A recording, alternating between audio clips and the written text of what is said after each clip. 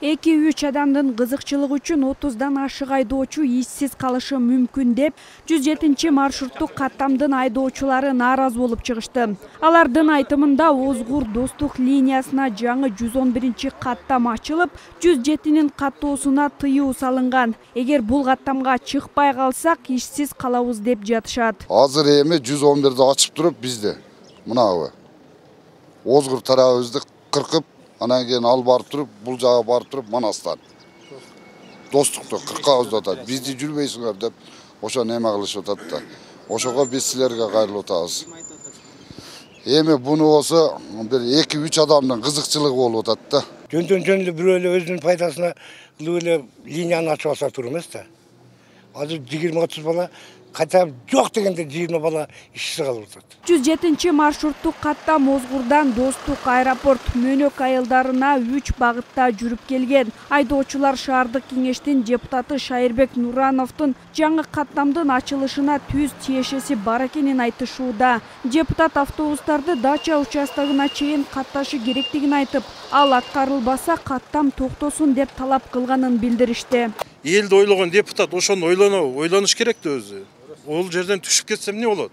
Ошо дачанын эли. Аны эч ким ойлонбойт. ГАИни алып уруксат бербейт десе, ГАИни айтып атат.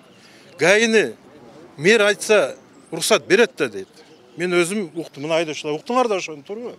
Ошону эми бул элди ойлогон депутат ошентип сүйлөйбү? Анан да одом буларга түшүнбөсүн ушу депутаттар жөнөкөй жумушчуларга иш таап берген ордуна кайра ушинтип иштерин кыскартып атпайбы? Турбу? Ол тур эмес да ушулчу.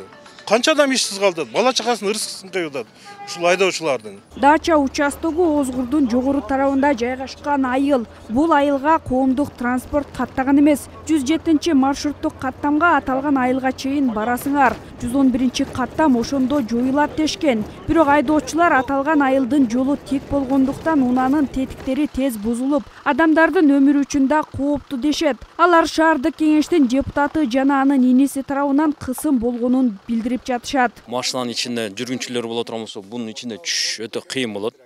Себеби машинаны сүрүп бериши мүмкүн. Жамгыр жааганда, кар болуп кала турган болсо, машинаны сүрүп алып кетет. Бул эгер сүрүп алып бара турган болсо, бул мурдагы селкана. Селканадан төп-түз барасың да, бир огород-погородду же бир үйдү барып сүзөсүң. Бул биринчиден.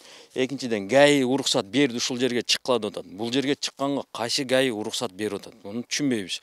Бул жерге машиналарды койгондун даже места жок. Ушул жерге каттабайсыңар деп, ошо 7 күнү эртең менен bir 5-6 баланын путевкасын, лицензиясын без неме жел алып кетти. Шайырдын иниси ошо транспортный инспекцияда иштейт экен. Кыскасы, силер Озгурга каттабасаңар, силерге мындай кысым жок дейт. Ол балдар айтты. Бизге үстү жактан берип атат, тапшырманы биз аткарып атабыз, бизге капа болбогула дейт. Шаардык кеңештин депутаты Шайырбек Нуранов 107 каттамга карата Озгур айылынын эли буга чейин бир нече рет нааразычылыктарын айтып, толук каттабай жатканына даттанышканын билдирди.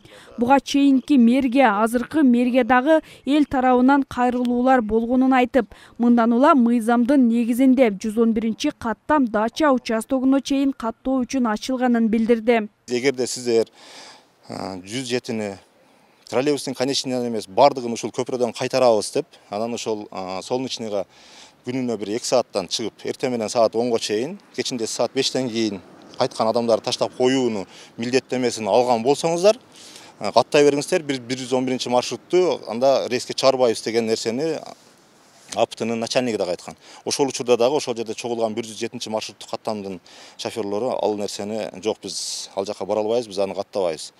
Биз ушул өздөрүнүн талаптарын коюп турбашты. Эми биз мыйзамдуу өлкөдө жашагандан кийин мыйзамга баш ийишибиз керек. Айдоочулардын нааразычылыгынан кийин дача участогунун эли да топтолуп 107 каттам көрсөтүлгөн жерге чейин барбай жатканын, ошондуктан мэрге кайрылышканын билдирди. Эми 111 каттамдын иштешин талап кылышууда. Бардыгы суранып атат да 11-ди чыгарып берсин деп.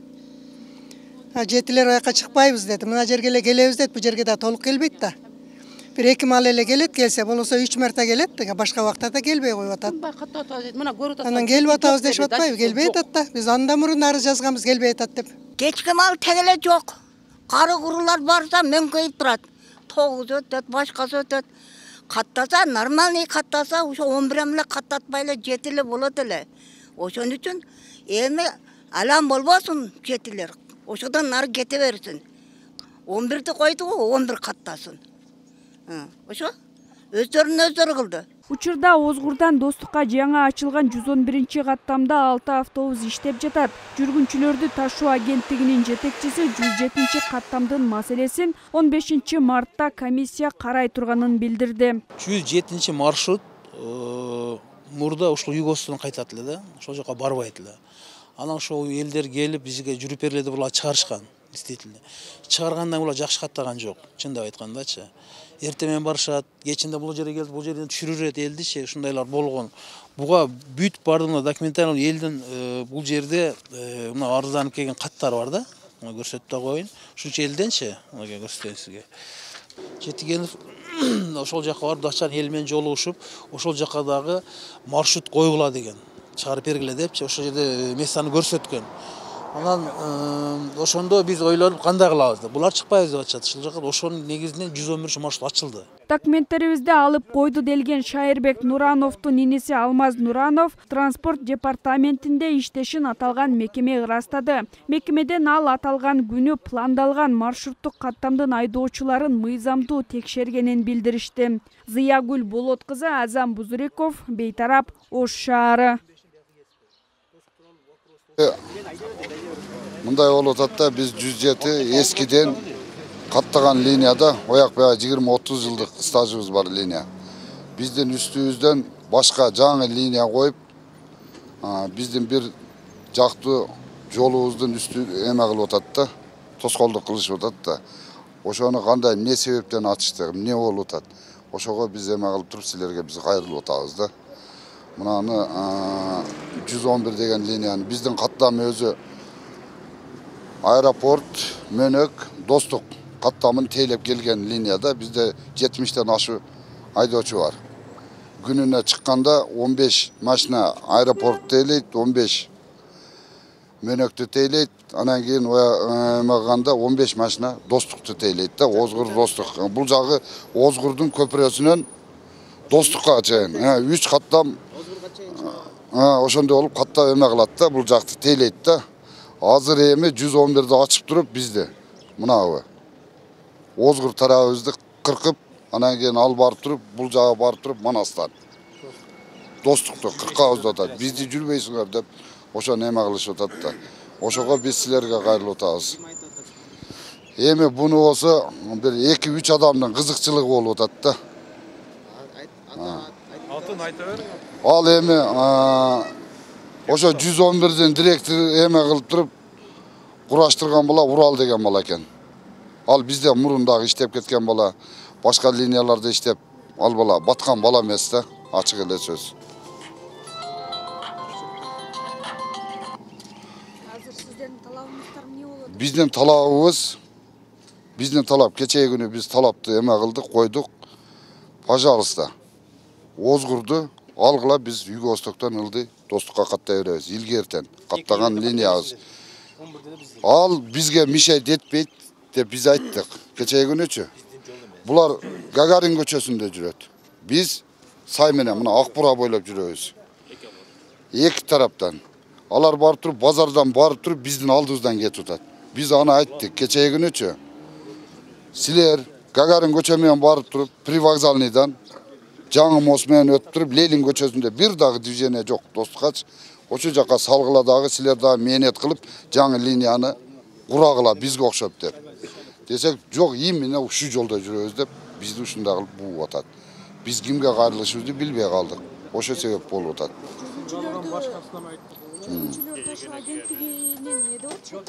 Жүргүнчүлүк агенттигинин жетекчиси кечээ күнү биздин айткан сөзүбүзгө макул болду ал кишичи. Мейли деп. Дедиле ал жерде бир депутат бар экен. Ал депутат болсо Озгурду кыркасың, Манастан кыркасың. Достукка бул 107 жүрбөйт деп ушу талапты коюп койду. Мэриядан келген бир өкүлдүн алдында дагы ушу сөздү айтты. Ушуну кыркасыңар, 107 ояка жүрбөйт деп. Анан кийин дагы бир талабы бизге ошо көпүрөдөн жогору дача айылына Мэр барып байрақты қойып қойды деп айтты. Ал жерге дағы азыр эме кылсаңар силерди апарып көрсөтөбүз.